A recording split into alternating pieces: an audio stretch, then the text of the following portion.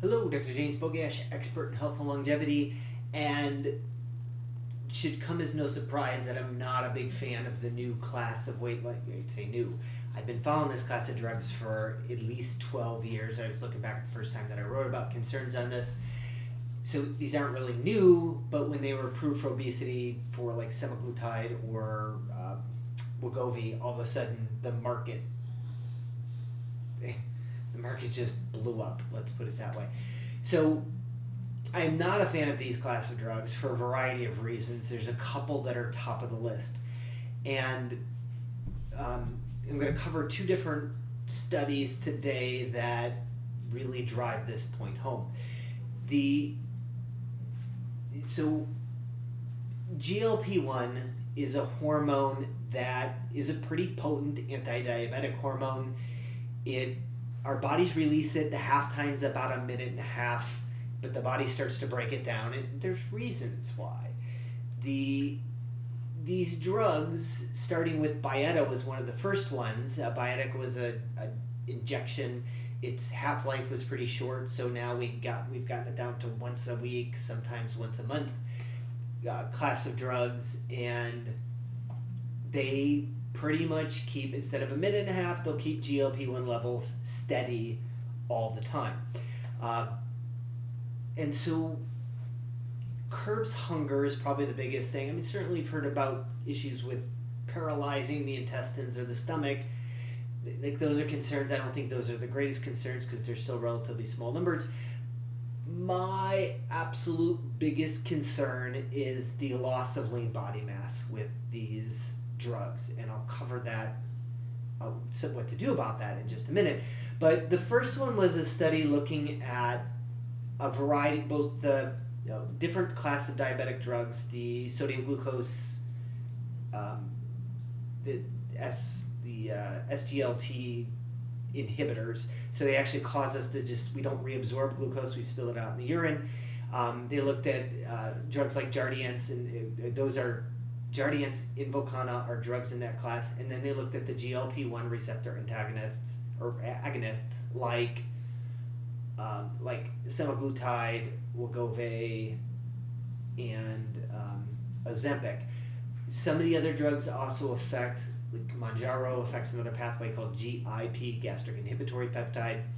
But what they found is that normally when we lose weight, about a quarter of that is lean body mass. So we're going to lose some muscle as we lose weight. That's an accepted process.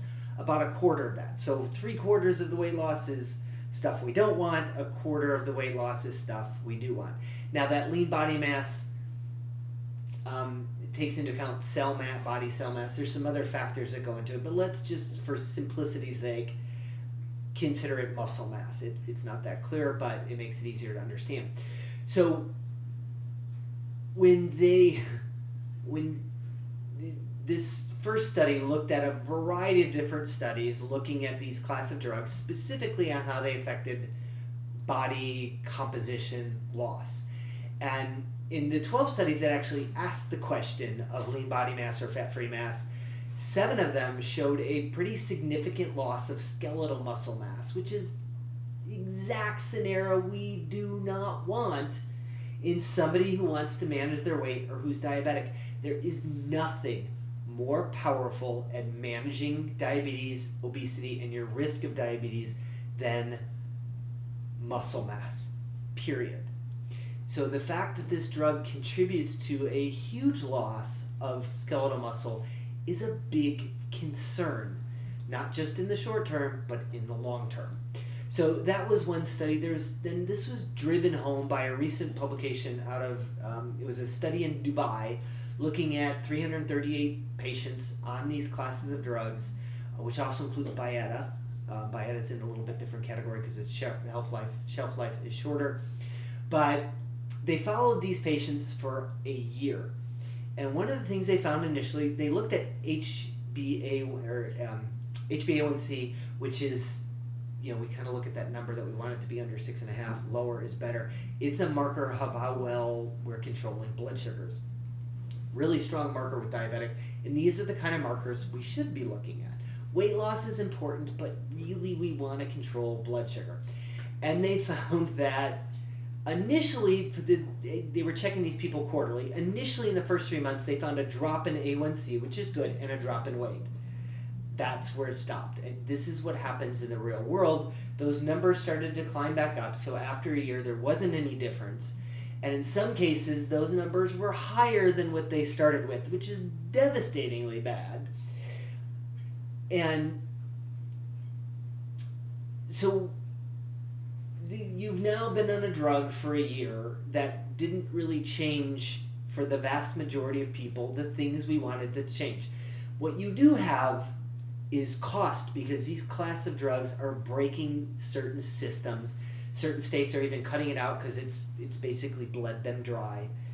Then side effects. We're not even talking about the vomiting and the nausea and the constipation that can occur. My main concern is certain cancer rates, not thyroid cancer, but pancreatitis and pancreatic cancer rates in the future with this uptake of drugs. We don't have an answer for that yet, and yet it's my biggest concern. For side effects, this loss of muscle mass is the most immediate concern, and it means that when anybody is given this prescription, it has to go with recommendations to add or maintain muscle mass. If your doctor is prescribing these and A, doesn't know the pathway of why these started from the Gila monster, and B, does not make a recommendation on maintaining muscle mass,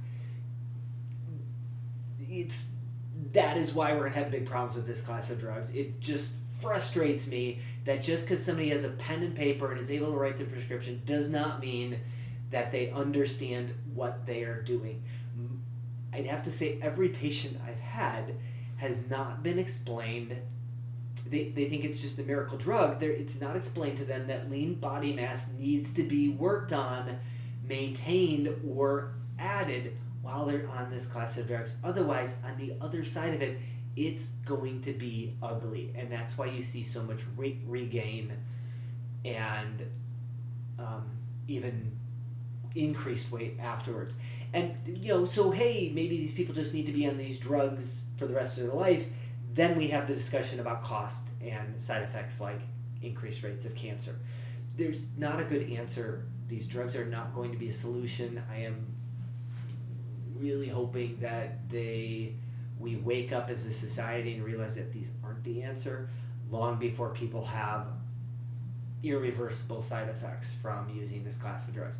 As always, I'll post a link to these 2 studies in the description. Make sure you like this video, share it with somebody who you think needs the information, and subscribe to the channel.